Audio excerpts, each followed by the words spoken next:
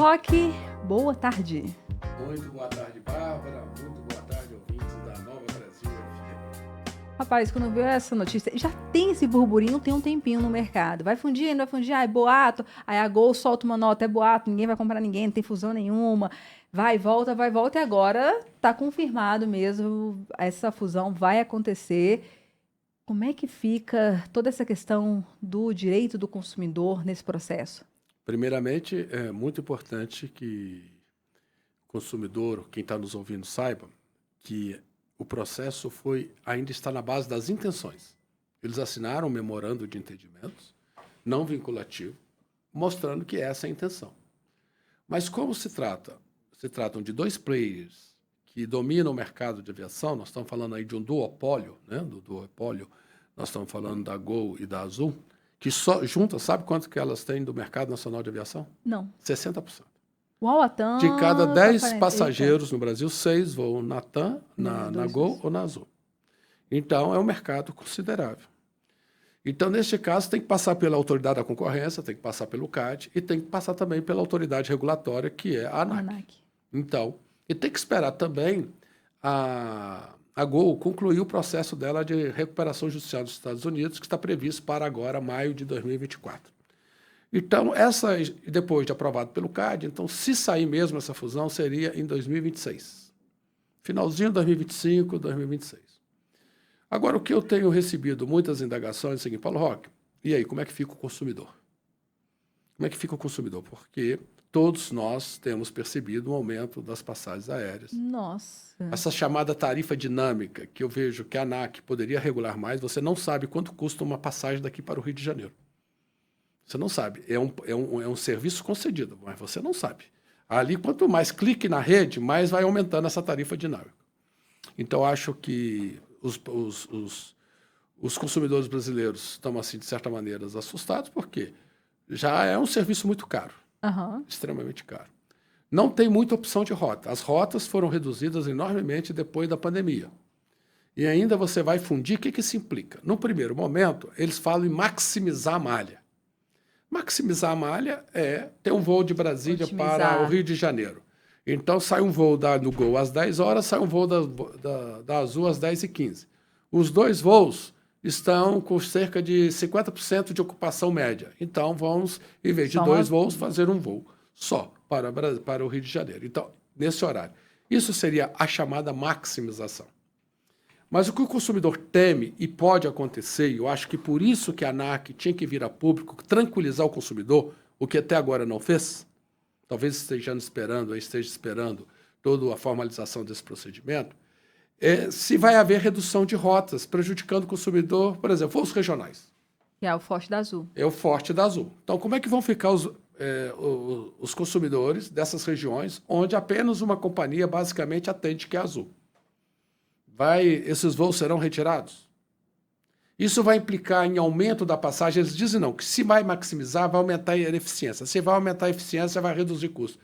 Mas veja o seguinte... Já ouviu essa conversa na hora da mala? A mala vai diminuir para não poder ser a bordo, para diminuir o preço. Diminuiu nada. Você falou uma questão que eu alertei na época da questão da mala. Então, o que aconteceu? Tem que cobrar porque vai ter competição, vai ter concorrência. O preço para despachar uma bagagem nas 3 maiores companhias aéreas brasileiras é praticamente o mesmo. Então, quer dizer, onde é que a concorrência resolveu? Não tem concorrência, porque é um setor que não é só no Brasil, é no mundo inteiro. É um setor que eles chamam de monopólio natural. Por que monopólio natural? Não tem como você ter 20 companhias aéreas. Como você tem no setor de construção civil, que você tem empresas de ônibus, dezenas oferecendo o mesmo serviço, o mesmo produto. Aqui você não tem, porque é muito caro. Então, você tem situações de monopólio natural. Agora, para isso é preciso a mão forte do regulador, vigiando o nosso interesse, vigiando o interesse do consumidor. É isso que a sociedade brasileira tem sentido falta da ANAC. A ANAC vir mais a público, não apenas para defender o interesse da companhia aérea, é importante, porque se nós não temos companhias aéreas saudáveis, é ruim, você não vai ter o serviço, mas também de pensar no lugar do consumidor, de se colocar no lugar do consumidor, porque o consumidor espera dela. Espera dela na questão da manutenção das aeronaves. A manutenção, tivemos aí o acidente da Voepes, que tudo indica até hoje, foi questão falha na manutenção. Certo? Onde é que estava a ANAC? O que a ANAC estava fazendo? Qual a fiscalização prévia, preventiva que fez a ANAC para proteger, prevenir situações como essa? Então, o consumidor espera na questão da segurança das aeronaves, espera também na questão econômica, que não haja abuso. Agora, as companhias aéreas se defendem dizendo o seguinte: nós estamos trabalhando no vermelho. Então, das 3 companhias aéreas, aqui está um pouco melhor é a TAM. Todas as duas estão endividadas. A Azul está endividada, a Gol está endividada. E elas sofrem com... Tem que ver o outro lado. Então, elas sofrem com um problema. 60% do custo de uma companhia aérea é combustível e manutenção. E tudo isso é dolarizado. 40%, entre 30% e 40% é combustível. Então, você tem a variação do câmbio. Se sobe o dólar, como andou subindo muito no mês, desse mês, então, evidentemente, isso tem um reflexo. As aeronaves são leasing, são prestação em dólar. Então, a manutenção dessas peças de avião, etc., caríssima, tudo é em dólar. Você tem o custo aí da tripulação, que é em média 10%, 12%, não é? E você também tem um custo elevado aqui no Brasil de taxas aeroportuárias, que chega a responder por 8%, 9%. É um custo elevado que as companhias aéreas pagam para as concessionárias dos aeroportos. Agora, o seguinte, mas toda companhia aérea, então, está mal no mundo? Não. Então, você precisa de gestão, você poderia ter feito um trabalho de desinvestimento, de reestruturação dessas dívidas. É o que os especialistas apontam. As empresas, na verdade, como são concessionárias, achando que o governo, a qualquer momento, vai socorrê-las, né, vai aceitar uma fusão, etc., elas não têm trabalhado muito na questão da eficiência econômica. Por exemplo, você tem uma companhia aérea que deu um lucro de 6 bilhões de dólares no ano passado, que é a Delta Airlines.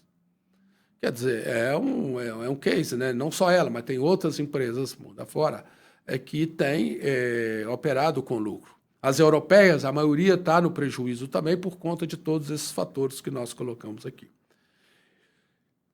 Final da história. O que é preciso?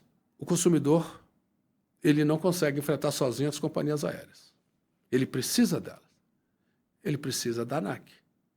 Ele precisa de um olhar atento do CAD. O CAD olha a questão do mercado, da concorrência, mas o CAD também tem que olhar o interesse do consumidor. Essa fusão vai implicar num preço mais caro da passagem para o consumidor? Se implicar num preço mais caro da passagem para o consumidor, essa fusão é um dos critérios que o CAD pode vetar uma fusão. Essa fusão vai piorar a qualidade do serviço, o atendimento às demandas do consumidor? Se o CAD comprovar isso, ele pode não autorizar a fusão. Então, o que se espera é que as autoridades da concorrência e a autoridade regulatória, que é o caso da ANAC, estejam mais atentas aos interesses de todos os consumidores brasileiros. As companhias aéreas antes viviam reclamando, dizendo o seguinte: nós estamos trabalhando porque tivemos um problema sério de redução de demanda na pandemia. Sim. Nós tínhamos uma média de 140 milhões de passageiros no ano de 2019. No ano seguinte foi 70 milhões, depois foi 80. Sabe quanto está hoje? No ano de 2024 voltou praticamente 140? ao nível da pandemia. Chegamos a 120 milhões. Isso eles não estão falando. Então, você voltou praticamente ao nível... No mercado doméstico, você já tem praticamente o mesmo número de passageiros. O que está havendo uma pequena redução ainda é no mercado internacional, que já chegamos a ter 25 milhões de passageiros anuais e nós estamos agora com 15 milhões. Então, voltaram, quer dizer, nós temos mais passageiros. Não estamos no nível da pandemia. Então, isso é uma maneira que a ANAC também... São dados que a ANAC precisa explicar ao público, porque, apesar disso tudo, com o aumento da demanda, com aeroportos lotados, como é que essas companhias aéreas não estão conseguindo ter viabilidade econômica para o consumidor ter mais liberdade de escolha? Então, está faltando aí o quê? A mão firme da agência reguladora, que ela que tem que planejar o setor. Ela não tem que planejar o setor pensando apenas no interesse econômico da companhia aérea. Ela tem que planejar o setor pensando no interesse também do destinatário final de todos esses serviços, que é o consumidor. E isso ela não estará fazendo a favor nenhum. Não é para obrigar a companhia a trabalhar de graça para o consumidor, sem lucro, não. Nada disso. Ela precisa ter lucro. Mas a ANAC precisa ser mais protagonista nesse momento e menos passiva, o que infelizmente tem acontecido. Paulo Roque, muito obrigado pela sua opinião aqui no Mesa para Dois. Tá certo. Um grande abraço.